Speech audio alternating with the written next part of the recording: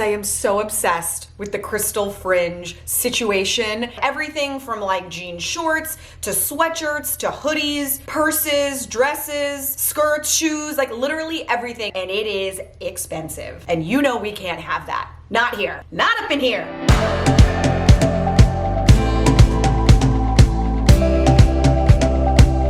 That are new, my name is Orly Shani. Hi, I'm so glad that you found me. You came on a great day because this DIY is not only insanely easy, like I made 4 pieces in 20 minutes, so insanely easy, but it is also gonna save you a ton of money and it's gonna have super high impact. We're gonna be using GemTac. If you guys don't know what GemTac is, it is the gem glue by Beacon who makes Fabri-Tac. So you guys, if you followed me, you know like I'm a cult fan of Fabri-Tac. It's the fabric glue that I use anytime I do a no-sew fashion garment. I really recommend using GemTac. To me, it is the best bond that you're gonna get between like a metal and a fabric. I just love it. It's crazy strong. I work with them regularly, so I reached out to see if maybe they'd give a discount so that you guys can try GemTac if you never have, and they said yes. Thank you, Beacon. So if you guys want to try it, the code's Orly20 and you can put it into their website. I'll put the link in the description. Whether you buy 1 bottle or like 30 bottles, it's going to give you 20% off, which is really, really cool. The crystal trim that I bought downtown in the garment district in LA. So I'm going to link what I think is similar online, but I can't guarantee it because again, I bought it in person. So, but I am gonna link a few options down below and the link for the discount. All right, guys, woo! Let's get into it.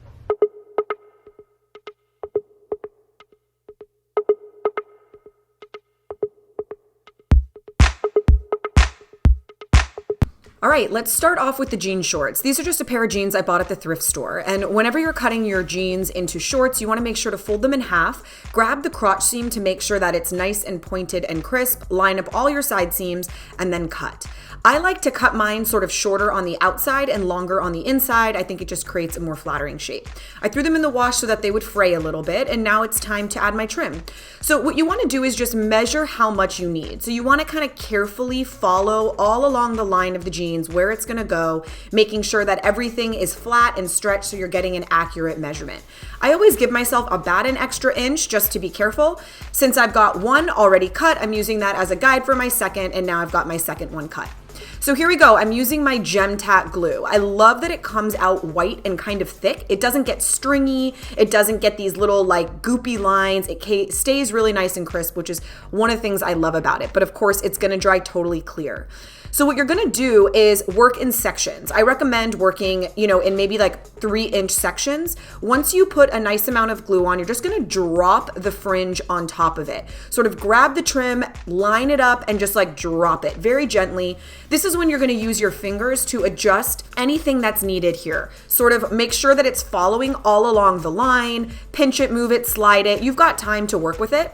Now I'm going down the side. You wanna make sure that you get here a nice rounded, simple curve going all the way around the side of the pocket towards the side of your jeans. Now, this particular trim can kind of be stretched wide or smushed closer together. Because you can see I have about 1 inch of overlap on the very end, I wanna incorporate that into it. So I'm doing the smushing. I'm sort of pushing each one closer together, which is actually pulling the entire trim up. Again, you don't have to do this. I just had the excess, so I wanted to use it. Now you're gonna do the same thing on the other side. Again, a nice thin line of your GemTac, take your trim, lay it on top, use your fingers to manipulate it, push it into place, make sure that everything is nice and even. Now here you can either use some clothespins to hold things in place, or in my case, the pocket was kind of rippling, so I put something inside of it to keep a more natural shape. You wanna make sure that everything is good because you're gonna leave it off to the side to dry. Now here's my sweatshirt. This is the one I'm gonna use, and you can see it's a dolman sleeve. You don't need that, but it is helpful to not have that shoulder sleeve if possible. What I recommend doing is putting on the sweatshirt and looking at where you think you would want that cut out.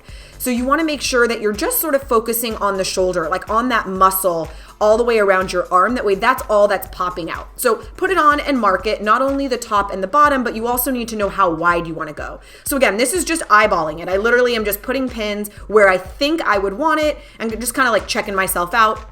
Now I laid it flat. I moved my pins out a little bit so that I had room to cut, and now I'm just cutting it while it's folded in half. By cutting out this little like half oval shape, it's gonna give me the little pop out for my sleeve. So just pull out your pins, take a look, and there you go.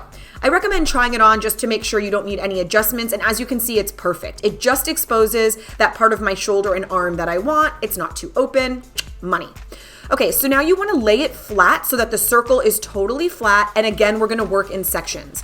Take your GemTac, start at the beginning with a nice thin line here, and drop your trim right onto that glue. Again, push it into place, make sure that everything's laying nice and even. Now, in between each of these, I let it sit for a few minutes so that it had a little time to set up before I moved on to the next one. It doesn't take long to do it all, but I do recommend giving yourself a little bit of time just so that each section is kind of stuck in place and you're not moving it when you do the next one. Now, you want to get as close to the edge of the cut that you made as possible, because one thing the glue is going to do is it's almost going to act like a fray check or like a seam. The glue is going to prevent that sweatshirt from fraying any further. So by going right up until the edge, you actually kind of clean finish those edges as well. Once you get to the very end, cut it as close as possible as you can get so that you have a nice even seam right at the shoulder. Take your time manipulating everything, making sure that it's laying nice and flat. You're gonna wanna let this dry for about an hour. Now, the one place I do recommend actually using a needle and thread is right there at the shoulder. You see how like it kind of wants to pull apart because it's on the shoulder and that's all the weight of it. So I'm just using a little bit of clear thread to kind of like cinch them together, to sort of smush the beginning and the end together, but I don't need any needle and thread on the rest of the sweatshirt. The glue is 1000% strong enough.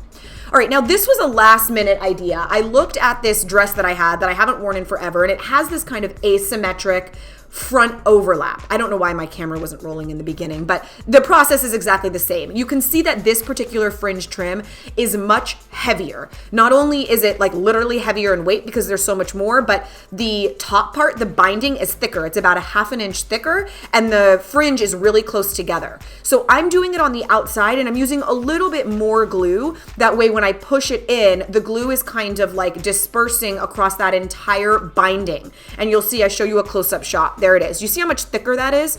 So I kind of smushed it in, that way the glue is really getting into that entire thing. And I gotta tell you, I could not believe that it's actually strong enough to hold.